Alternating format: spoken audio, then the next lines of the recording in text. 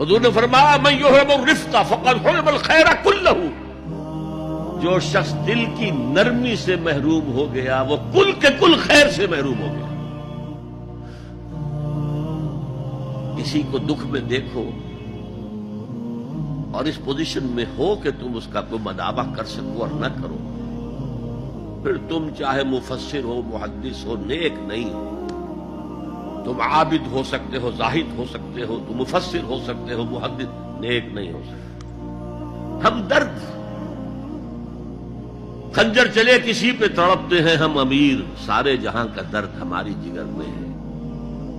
اگر یہ رفق نہیں ہے، اگر یہ ہمدردی نہیں ہے، اگر کسی کو دکھ میں دیکھ کر آپ تڑپ نہیں اٹھتے، اگر اس کی مدد کرنے پر قادر ہو اور نہیں کرتے تو کل خیر سے محروم۔